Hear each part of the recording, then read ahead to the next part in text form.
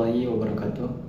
Saya Hafizuddin Alawi dari Fakultas Syariah, Prodi Awal Syaksiyah.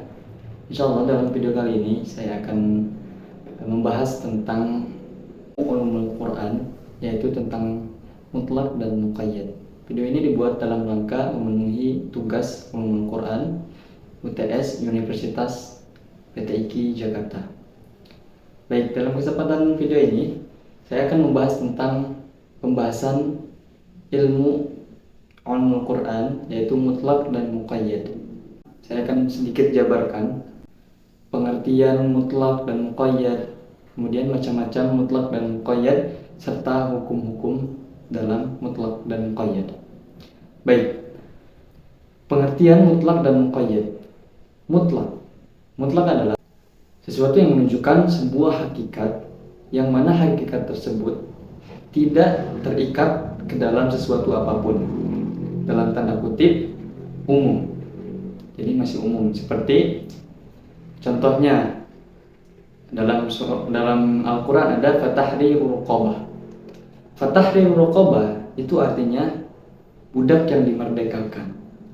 Nah, kita akan bahas tentang budaknya dalam katanya fatahriru raqabah.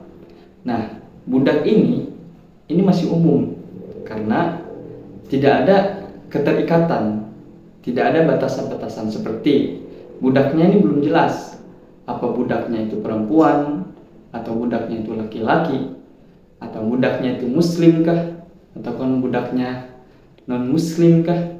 Jadi ini masih umum. Misalkan ada mahasiswa, saya sebutkan mahasiswa itu. Nah, mahasiswa ini belum jelas, masih umum.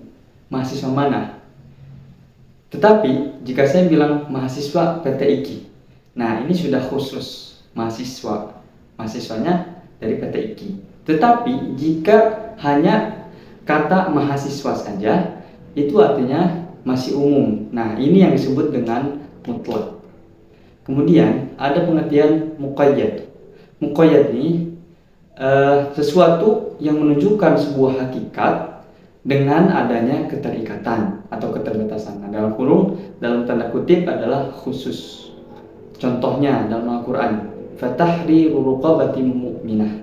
Kalau yang tadi di mutlak tadi hanya fatahriru raqabah saja, hanya budak. Jadi tidak ada batasan tertentu. Tapi kalau misalkan di contoh ini fatahriru raqabatin mu'minah, nah ini sudah ada keterbatasan atau keterkaitan dengan sesuatu. Nah, fatahriru raqabah itu artinya kan memerdekakan budak ditambah dengan mukminah. Jadi budak di sini adalah budak yang mukminah. Jadi budak yang bukan non muslim. Ada contoh lagi dalam surah Al-Maidah, yaitu tentang berwudu, faghsilu wujuhakum wa aydikum ilal marafiq. Nah, ini sudah jelas. Jadi basuhlah muka kalian dan tangan kalian sampai siku. Nah, ini sudah jelas. Nah, ini adalah yang disebut dengan muqayyad. Jadi mutlak itu maknanya itu umum, masih umum. Sedangkan muqayyad maknanya khusus. Jadi sudah ditentukan batasan-batasan seperti itu. Kemudian kita masuk ke pembahasan macam-macam mutlak dan muqayyad. Nah, macam-macam mutlak dan muqayyad ini terbagi ke dalam 3 bagian.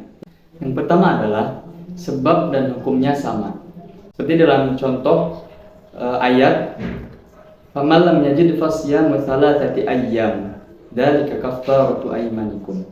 Nah, dalam ayat ini adalah tentang seseorang yang melanggar sumpah. Misalkan saya bersumpah malam ini saya tidak akan memakan ayam, tetapi saya malah memakan ayam tersebut, maka saya melanggar sumpah. Nah, yang harus dilakukan adalah saya harus berpuasa. Nah, berapa? Salah satu ayam. Tetapi salah satu ayam di sini itu tidak ada batasan. Misalkan harus 3 hari full. Tapi di sini bisa diselang-seling, bisa 1 hari, bisa 2 hari, bisa selanjutnya, hari-hari selanjutnya. Nah, ini masuknya ke dalam mutlak. Jadi belum ada batasan-batasannya. Kemudian ada juga yang ayat yang serupa, malam yajid fasiyam thalathati ayyam mutatabi'an. Nah, yang jadi perbedaan adalah dalam mutatabi'at ini. Karena dalam mutatabi'at ini artinya berulang-ulang secara terus-menerus. Nah, kalau misalkan kita melanggar lagi, maka kita harus berpuasa selama 3 hari berturut-turut. Kalau yang pertama tadi itu bisa diselang-seling, tapi yang kedua ini sudah ada mutatabi'at, harus terus-menerus. Nah, yang pertama tadi itu sebabnya adalah dia melanggar. Nah, sebabnya apa yang sama? Sama-sama melanggar. Yang pertama, dia melanggar sumpah. Yang kedua, biasanya dia melanggar ketika dia melakukan hal-hal yang dilarang ketika umroh atau haji. Seperti itu. Nah, kemudian yang kedua, ada juga yang sebabnya sama tetapi hukumnya berbeda. Seperti dalam surah Al-Maidah dalam ayat "Fagsilu wujuhakum wa aydikum ilal marafiq." Basuhlah muka kalian, kemudian tangan kalian sampai siku. Ini masuk ke dalam muqayyad karena sudah ada batasan-batasannya. Jadi membasuh tangannya itu sampai siku. Kemudian ada juga yang muqayyad dalam ayat fatayammamu sa'idan thayyiban famsahu biwujuhikum wa aydikum. Nah, dua-duanya adalah sebabnya sama. Apa sebabnya? Bersuci. Tetapi hukumnya beda. Yang satu suruh membasuh tangan sampai siku. Nah, ini adalah bab berwudu. Tetapi yang kedua membasuh tangan. Tidak ada keterbatasan apa sampai pergelangan saja atau sampai siku. Jadi yang kedua, yang hukum yang kedua yang tidak ada batasan, ini adalah masuknya ke bertayamum. Jadi sebabnya sama-sama toharoh, bersuci, tetapi hukumnya berbeda. Yang satu berwudu, yang kedua bertayamum. Nah, kemudian yang terakhir, yang ketiga, yaitu ada sebabnya berbeda, tetapi hukumnya sama. Seperti dalam contoh, wa man qatala mu'minan khata'an fatahriru raqabatin mu'minah. Siapa saja yang membunuh saudaranya secara tidak sengaja, maka ia harus memerdekakan budak yang mukminah, budak yang mukmin. Ada juga contoh, walladzina yudhahiruna min nisa'ihim thumma ya'uduna lima qalu fatahriru raqabah. Jadi yang kedua ini, ayat yang ini adalah ketika seseorang menjihar istrinya, dia tidak mau bergaul dengan istrinya, maka dia menjihar menyamakan dengan ibunya, sehingga dia tidak mau menggauli istrinya.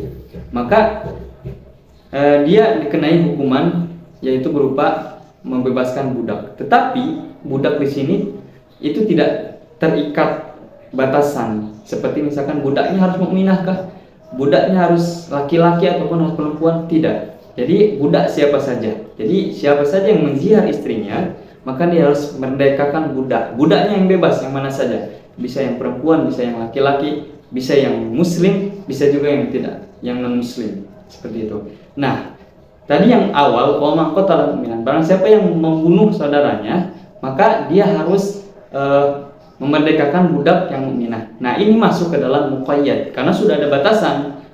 Jadi budaknya itu harus mukminah, harus keadaan Islam. Ya, jadi budak yang mukmin, yang beriman. Tapi yang kedua ini, siapa saja yang menzihar istrinya itu bebas. Dia mau memerdekakan budaknya yang laki-laki kah atau perempuan kah, atau dia beriman atau tidak. Yang penting dia memerdekakan budak, seperti itu. Nah, tadi dalam sebabnya itu berbeda, tetapi hukumnya sama. Tadi yang satu sebabnya adalah membunuh seseorang dengan tidak sengaja, yang kedua dia menjihar istrinya, seperti itu. Nah, itulah beberapa pembahasan kali ini. Insyaallah mudah-mudahan sedikit bermanfaat. Mohon maaf bila ada kekurangan. Assalamualaikum warahmatullahi wabarakatuh.